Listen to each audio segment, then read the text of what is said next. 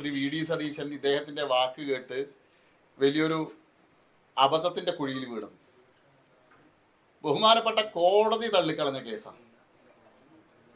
2010 ഒരു അന്യമതസ്ഥനായിട്ടുള്ള യുവാവിനെ വിവാഹം കഴിച്ച് എറണാകുളത്ത് താമസമാക്കിയ ആള് 2014 ഭാര്യയുടെ പിതാവ് ഡയാലിസിന് കോയമ്പത്തൂരിൽ അഡ്മിറ്റ് ചെയ്തിരിക്കുന്ന സമയത്ത് അച്ഛൻ്റെ വീട്ടിൽ വരുന്നു. അവിടെ അലമാരകൾ പരിശോധിക്കുന്നു. അച്ഛൻ മൂത്ത മകളായിട്ടുള്ള എൻ്റെ ഭാര്യയ്ക്ക് അനുകൂലമായിട്ട് എഴുതി വെച്ച വില്ല് കാണുന്നു. ആ വില്ല് കണ്ട് ശക്തമായിട്ട് ആ വില്ല് കണ്ടതോടുകൂടി അക്രമാസക്തിയായിട്ട് എൻ്റെ വീട്ടിൽ വന്ന് പ്രശ്നം ഉണ്ടാക്കുന്നു. അത് കഴിഞ്ഞ് ഏതാനും ദിവസം കഴിഞ്ഞ് അച്ഛൻ ഹോസ്പിറ്റലിൽ നിന്ന് ഡിസ്ചാർജ് ചെയ്ത് വരുന്ന സമയത്ത് അച്ഛനെ ആക്രമിക്കുന്നു. ഹോസ്പിറ്റലിൽ പോയി രാത്രി അഡ്മിറ്റ് ചെയ്യുന്നു. പോലീസിൽ പരാതി കൊടുക്കുന്ന സമയത്ത് എനിക്കെതിരായിട്ട് ഈ കേസിൽ ബലം കിട്ടാനായിട്ട് കൃഷ്ണകുമാറിനെ കൂടി ചേർത്തി ഞാൻ പീഡിപ്പിക്കാൻ ശ്രമിച്ചു എന്നുള്ള കള്ളപ്പരാതി കൂടി അതിനോട് കൊടുക്കുന്നു. ഇതൊക്കെ പോലീസ് കൃത്യമായിട്ട് അന്വേഷിച്ചു. അച്ഛൻ ജഡ്ജിന്റെ മുൻപിലാണ് സ്റ്റേറ്റ്മെന്റ് കൊടുത്തത്. ജഡ്ജിന്റെ ചേംബറിൽ പോയിട്ട് ആ സ്റ്റേറ്റ്മെന്റ് കൊടുത്തത്. എന്നെ നോക്കുന്നത് എൻ്റെ മരുമകനും മോളുമാണ്. ഈ കള്ളപ്പരാതിയാണെന്നുള്ളത് ജഡ്ജ്മെന്റ് നിങ്ങൾ വായിച്ചു നോക്കണം. ജഡ്ജ്മെന്റിൽ വളരെ കൃത്യമായിട്ട് ജഡ്ജി പറയുന്നുണ്ട്. അച്ഛൻ കൊടുത്ത സ്റ്റേറ്റ്മെന്റിനെ സംബന്ധിച്ച് ജഡ്ജിക്ക് ബോധ്യപ്പെട്ടതിനെ സംബന്ധിച്ച് പറയുന്നുണ്ട്. ബഹുമാനപ്പെട്ട കോടതിയിൽ പോലീസ് അന്വേഷണം കൃത്യമായിട്ട് നടക്കണമെന്ന് സൂപ്രണ്ട് ഓഫ് പോലീസിന് ഡയറക്ഷൻ വാങ്ങുന്നു. പോലീസ് കൃത്യമായിട്ട് അന്വേഷിക്കുന്നു. കേസ് അന്വേഷണത്തിൽ ജഡ്ജ്മെന്റിൽ വളരെ കൃത്യമായിട്ടാണ് പറയുന്നത്. ജഡ്ജ്മെന്റിൽ വളരെ കൃത്യമായിട്ട് 2024 ജൂലൈ മാസം 24-ാം തീയതി വന്ന ജഡ്ജ്മെന്റിൽ വളരെ കൃത്യമായിട്ടാണ് പറയുന്നത്. Considering the above analysis it can be concluded that the prosecution has failed to establish the occurrence and allegations beyond reasonable doubt. The evidence presented does not sufficiently connect the accused to the alleged offences. The inconsistencies in these testimonies and the lack of corroborative evidence undermine the prosecution case. Therefore, the allegations against the accused are not proved beyond reasonable doubt. The accused are entitled to the benefit of the doubt and acquittal. An overall assessment of the evidence reveals that all points are answered against the prosecution. ഇതിൽ കൂടുതൽ എന്താ വേണ്ട judgement? Media വണ്ണിന് English വായിക്കാൻ അറിയില്ലായിരിക്കും channel. അല്ല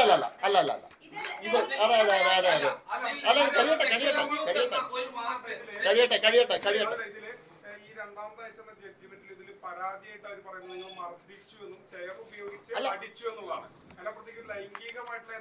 അല്ല, അതില് അങ്ങനെയുള്ള ഒരാള് കോടതിയിൽ കൊടുത്ത ഇതാണ്. കോടതിയിൽ ക്രോസ് ചെയ്യുന്ന സമയത്ത് കൊടുത്ത സ്റ്റേറ്റ്മെന്റ് ആണ്. ഈ സ്റ്റേറ്റ്മെന്റിൽ എവിടെയെങ്കിലും ഈ പറഞ്ഞ ഏതെങ്കിലും ഒരു വാക്ക് പീഡിപ്പിക്കാൻ ശ്രമിച്ചു എന്നുള്ള ബഹുമാനപ്പെട്ട കോടതിയുടെ മുമ്പാകെ ക്രോസിംഗ് സമയത്ത് പറഞ്ഞിട്ടുണ്ടോ? നിങ്ങൾക്ക് പരിശോധിക്കാം. അങ്ങനെ കോടതിയിൽ പറഞ്ഞിട്ടില്ലെങ്കിൽ സെക്ഷൽ അബ്യൂസ് എന്നൊരു കാര്യം തന്നെ കോടതിയിൽ വന്നിട്ടില്ല. അങ്ങനെ ഒരു കേസേ വന്നിട്ടില്ല. അങ്ങനെ കേസ് വന്നിട്ടുണ്ടെങ്കിൽ ആ ഇരയുടെ മൊഴി രേഖപ്പെടുത്തും. സെക്ഷൽ അബ്യൂസുമായി ബന്ധപ്പെട്ട കേസാണ്. ഇത് സ്വത്ത് തർക്കവുമായി ബന്ധപ്പെട്ട കേസാണ്. പിന്നീട് ഈ ഫിസിക്കൽ അബ്യൂസും സെക്ഷൽ അബ്യൂസും തമ്മിൽ വ്യത്യാസമുണ്ട്. അത് ഫിസിക്കലി വർദ്ധിച്ചു എന്നുള്ളതായിരിക്കും കേസ്.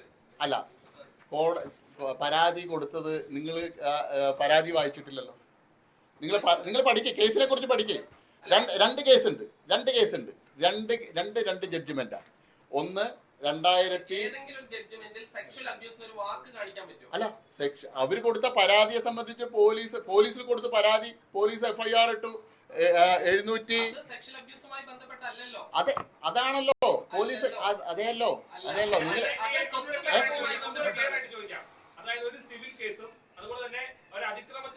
പരാതി. അതെ.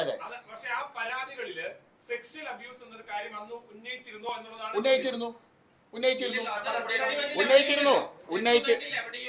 ജഡ്ജ്മെന്റില് ഞാൻ ജഡ്ജ്മെന്റ് മുഴുവൻ വായിച്ചില്ലല്ലോ. ജഡ്ജ്മെന്റ് ഫുൾ ഇത് മുഴുവൻ നിങ്ങൾ വായിച്ചു നോക്ക്. ഒരു മിനിറ്റ്. അല്ല, ജഡ്ജ്മെന്റില് ഞാനല്ലല്ലോ ജഡ്ജ്മെന്റ് എഴുതിയത്, ജഡ്ജല്ലേ എഴുതിയത്.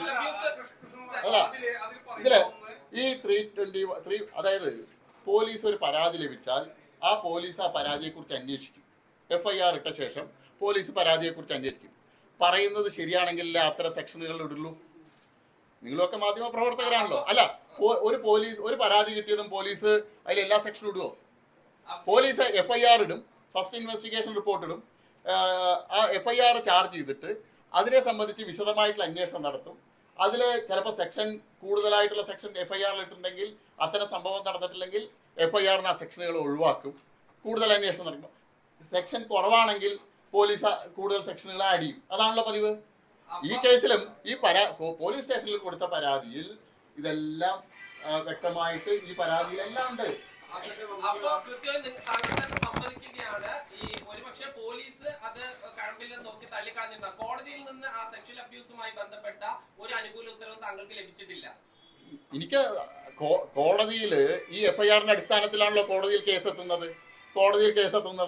കോടതിയിൽ എത്തിയ കേസിൽ ഇത് സംബന്ധിച്ച് ചാർജ് ചെയ്ത കേസിൽ എവിഡൻസ് ഇല്ലാത്തതിന്റെ പേരിൽ തള്ളിപ്പോയി കഴിഞ്ഞു. നിങ്ങള് നിയമത്തിനെ വളച്ചൊടിക്കണ്ട. ഞാൻ പറയാനുള്ള കഴിയട്ടെ. അപ്പോ ഈ 2023 ഓഗസ്റ്റിലും 2024 ജൂലൈയിലുമായിട്ട് 2 കേസും തള്ളിപ്പോയി കഴിഞ്ഞു. സ്വത്ത് തർക്ക് അതെ. ഓഗസ്റ്റ് 16 സ്വത്ത് തർക്ക് കേസ്, 2023 ഓഗസ്റ്റ് 16 സ്വത്ത് തർക്ക കേസിൽ ഞങ്ങൾക്ക് അനുകൂലമായിട്ട് വിധി വന്നു. 2024 ജൂലൈ 24 ഇത് സംബന്ധിച്ച് ഇങ്ങനെ ഒരു വ്യാജ പരാതി കള്ളപ്പരാതി കൊടുത്തതിനെതിരായിട്ടുള്ള വിധിയും വന്നു. ഞങ്ങൾക്ക് അനുകൂലമായിട്ട് എവിഡൻസ് ഇല്ല എന്നുള്ളതിന്റെ പേരിലുള്ള വിധിയും വന്നു. ഇതിൽ കൂടുതൽ കോടതി തള്ളിക്കളഞ്ഞ ഒരു കേസിനെ സംബന്ധിച്ച് എന്ത് വിവാദമാണ്? കോടതി തള്ളിക്കളഞ്ഞ വിഷയമല്ലല്ലോ ഈ സെക്ഷൽ അബ്യൂസ് എന്നുള്ളതല്ലല്ലോ അന്ന് കോടതി വിധിച്ചത്. നിങ്ങൾ വളച്ചൊടിക്കണ്ട. ഒരാൾ പരാതി കൊടുത്തു, നിങ്ങൾ ഒരു പോലീസ് സ്റ്റേഷനിൽ പോയി പരാതി കൊടുത്താൽ പോലീസ് ആദ്യം FIR ഇടും. FIR ഇട്ട് പോലീസിന് രണ്ടാമതൊരു അന്വേഷണം നടത്തും. അറിയാലോ അല്ലേ? അന്വേഷണം നടത്തും. ആ അന്വേഷണത്തിൽ നിങ്ങൾ കൊടുത്ത പരാതി കള്ളപ്പരാതിയാണെങ്കിൽ പോലീസ് പ്രൊസീഡ് ചെയ്യില്ല. പിന്നെ കോടതിയിൽ നിന്ന് അനുകൂല വിധി ലഭിച്ചു. ഈ പരാതിയിൽ നിന്ന് താങ്കൾ എന്താ പറയുക? ഈ പരാതിയുടെ മുകളിലാണല്ലോ കേസ് FIR ഇട്ടത്. അല്ല. ഈ കേസ് 2023 ഓഗസ്റ്റ് 16 സ്വത്ത് തർക്ക കേസും 2024 ജൂലൈ വേറെ കേസുമാണ്. Case number 225/2015 crime number under section 244 IPC. ഇതാണ് crime number under section 341, 323, 324, 334 IPC. ഇതൊക്കെ ചാർജ് ചെയ്തിട്ടാണല്ലോ കേസ്. സ്വത്ത് തർക്കമാണ്.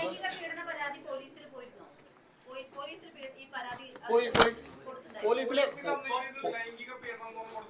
അതെ അവര് പരാതി കൊടുത്ത അങ്ങനെയാണ്. അല്ലല്ല, പരാതിയിൽ എല്ലാം പറയുന്നുണ്ട്. പരാതിയിൽ മർദ്ദിച്ചു എന്നും എന്നെ ഇത്തരത്തില് ഇങ്ങനെ ചെയ്തു എന്നൊക്കെ പറഞ്ഞിട്ട് കൊടുത്തിട്ടുണ്ട്. പക്ഷെ പോലീസിന് ഇന്ന് ഇന്ന് ടെക്നോളജി ഡെവലപ്പ് ചെയ്ത കാലമാണ്. Mobile ടവറിനൊക്കെ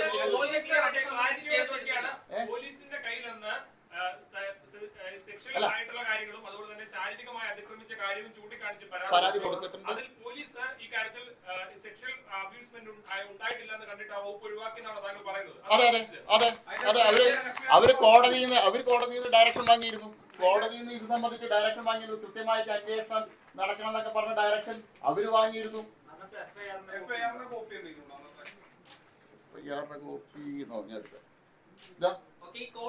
crime number 712/2004 Town North Police Station. അതിൽ പറയുന്നുണ്ടല്ലോ, the prior of the petition that the petition may be permitted to the investigation.